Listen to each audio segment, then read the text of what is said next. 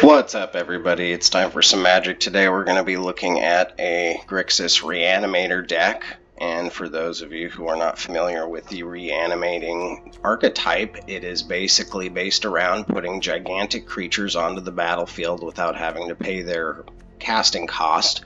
And there's a couple ways to go about doing this. For instance, we have a sorcery that's 3 and a black. As an additional cost to cast this spell, sacrifice a creature. Return a creature card from your graveyard to the battlefield, then return another creature card from your graveyard to your hand. This is an excellent effect, and I think it provides even additional card advantage, a much needed card advantage as well.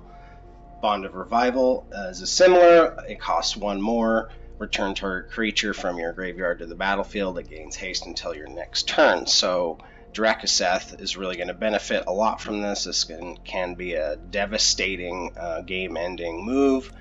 Lochmere Serpent, if you happen to have an extra island open, you can make it unblockable. So hasting these creatures in is a big deal, and oftentimes it's something that opponents can't deal with right off the bat.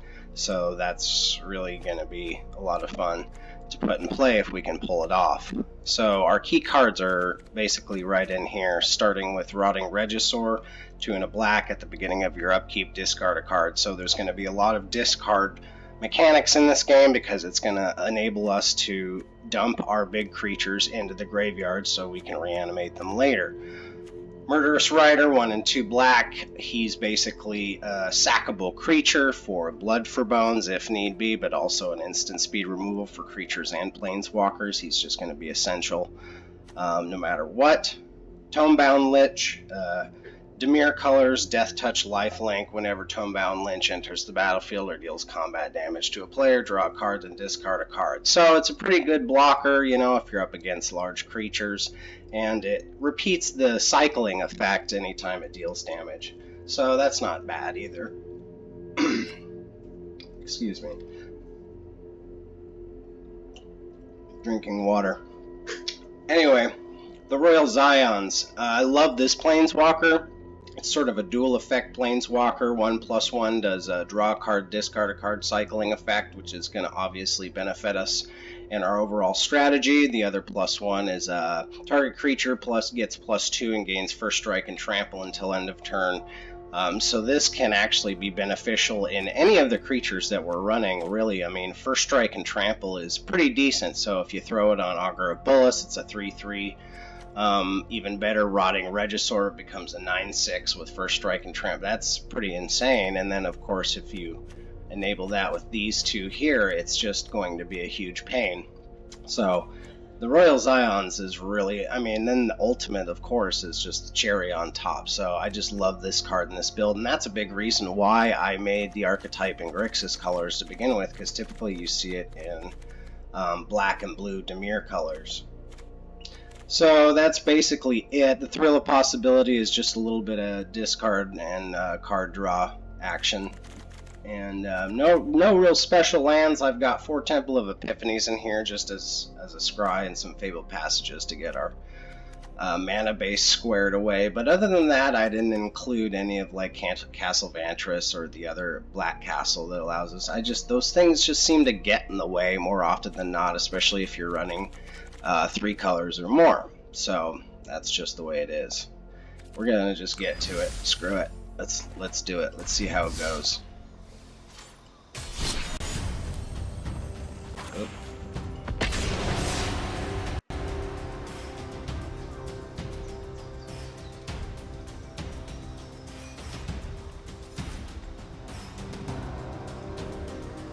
We'll see what kind of mood the game is in today. I was struggling a bit toward the end of the day yesterday, so I always like to think having a short losing streak will maybe prime me for my next run. The game will throw me a bone or two.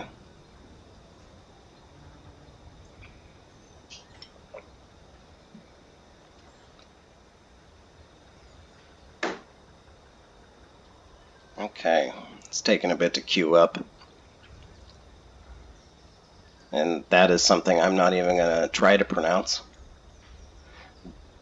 Maybe I will. I got plenty of time. Jig Yakut. Habukayasaya. Okay. Well, I'm already intimidated by a name like that, and a Nicol Bolas avatar, so. You know, predictably, we got a 2-land hand, and I don't like to keep 2-land hands as a general rule, but if I have a scry land, I can maybe scry into another land or not, so I can go into my Royal Scions. You know what? I'm going to take the risk here, because I like the hand in general, because if we can get a 3rd land, we can get our Rotting Regisaur down. Okay, that's not what I wanted to see.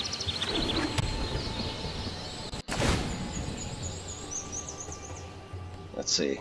No. No, no, no. Okay. This is where Augur of Bolas becomes problematic, because if you go digging, for instance, in sorceries, you could be shipping away much needed land, so I don't want him to come in 100% of the time, but now that we've got our 3rd land, I think it's safe to do so. Looks like our opponent's running some sort of Golgari build. Hard to tell what's going on yet. Sure.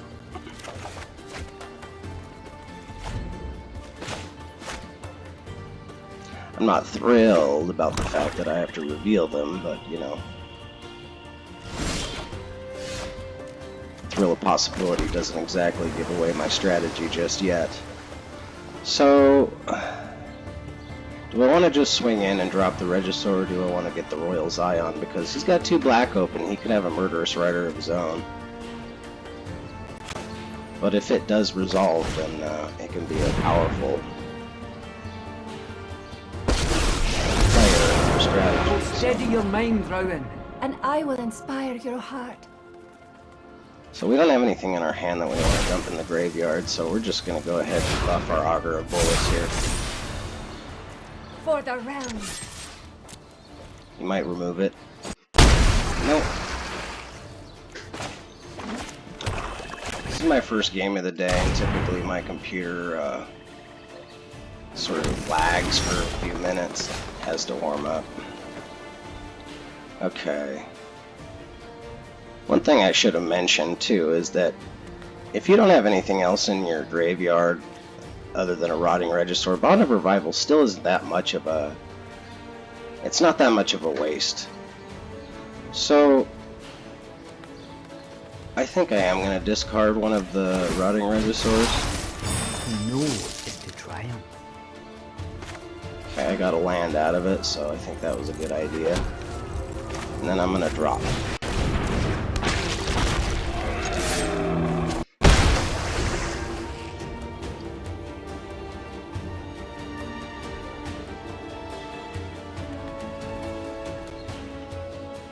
Oh, he's looking to kill something.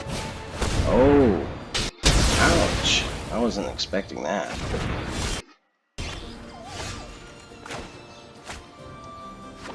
I should have suspected something when he played the circuitous route.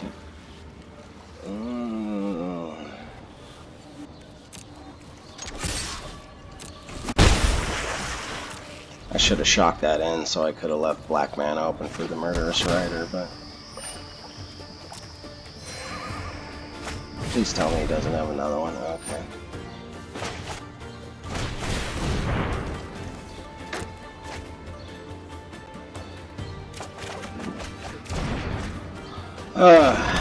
Well. Oh, he's got one of his own. Fantastic. This is going to be great.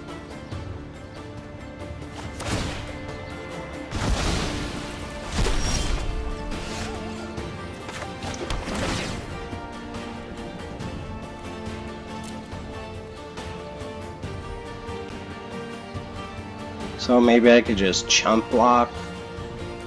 No, here's what I'm going to do. I'm going to wait till his turn because it'll force him to discard. He discards. Oh, he's going to get the Nissa.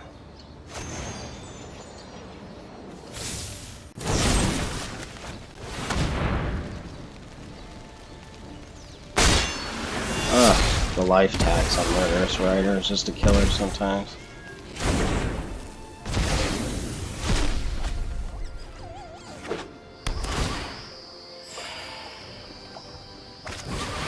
Well, I don't like where this is going.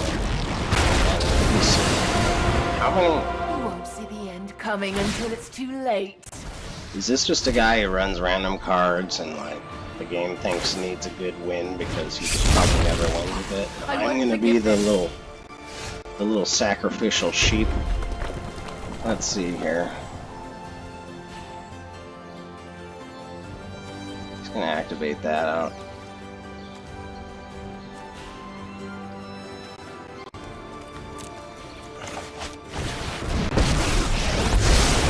With my sister by my side, I do not fear the unknown.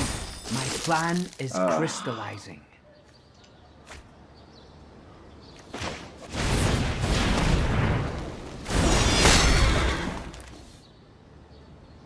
Let's see if he's gonna grab his Nissa from his bag of holding. I think that would be the play. Oh no, he wants to get another Rotting Regisaur down. Well, if I can haste in my Drakuseth.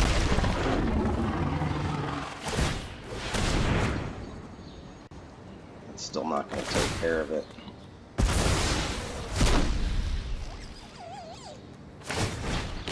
Its pain is our gain. Alright.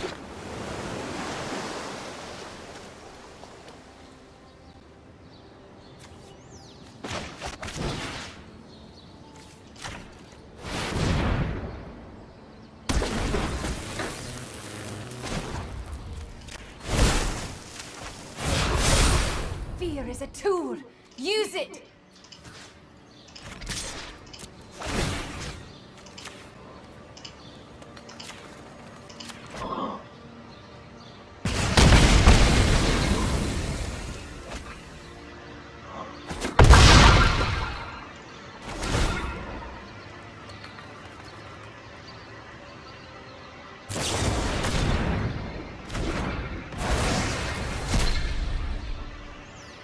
Okay, so let's see if he tries to bash my Royal Scions, which I could care less because... Ah, ha ha. Okay, he's cashing in now. He's still dead. Okay. Well, that was great and everything, but I really don't like mirror matches, and it wasn't exactly a mirror match, but, you know, I didn't want to see that Regisaur, right? Get out of my face with that mirror match crap. It's like, no, we don't like that. Magic players, we don't like seeing the same things. Like, who the hell wants to, like, same thing, same strategy, same colors. Yeah, we're gonna give it another go for sure.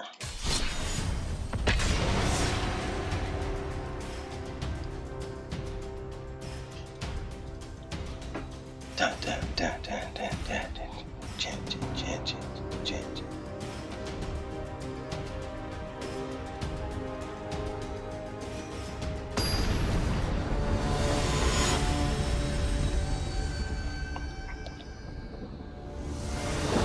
Here we go, round 2. Pax hee. Okay. Chandra Avatar. I think I'm gonna put some black down with my Fabled Passage.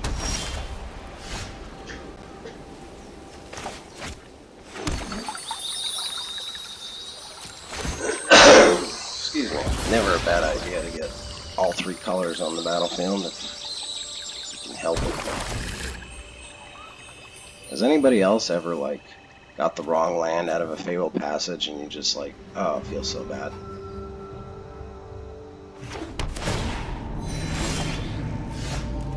Alright. What do I want to do here? I think we're going to throw a possibility and discard our Lochmere. That's the play.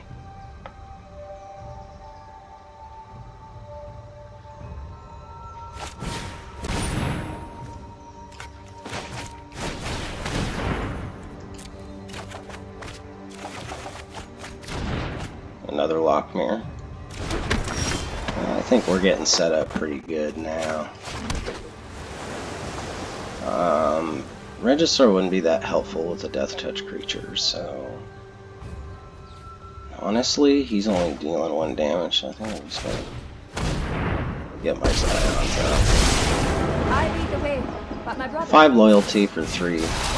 Pretty I will broken. learn what nobody yet I knows. have no qualms taking advantage of it.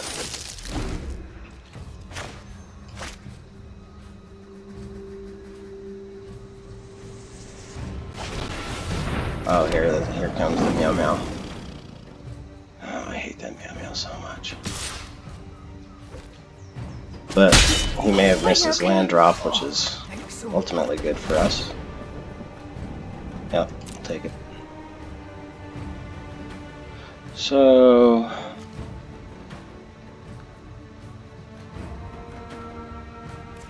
think we'll just get our Regisaur down and kind of intimidate him a little bit. Let's see if we can oh yeah, our land that we scried. I think I want to get rid of my other Regisaur.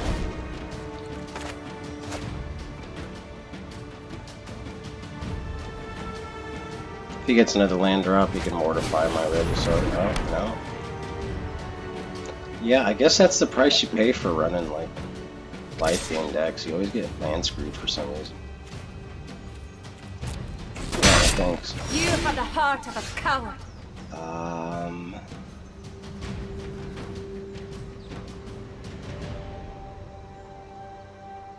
Boy, that's a tough one, actually.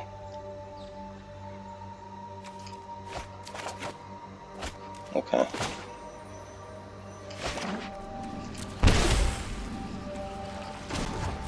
I'm gonna go ahead and buff this.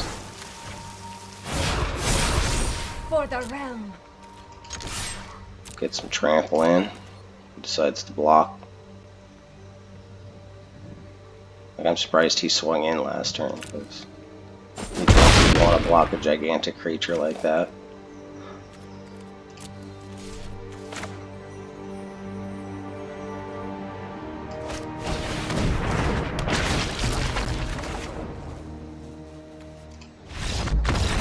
Okay.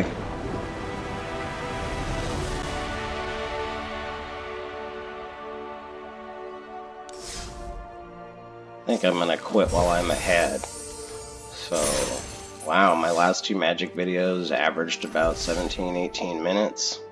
I kind of want to go longer, but I expected to get my ass kicked, and so that usually will drag out the content a little bit. But this is my gamer tag if anybody wants to like direct challenge or whatever, and you'll be seeing more of me soon. I'll probably release another video later playing some more Call of Duty.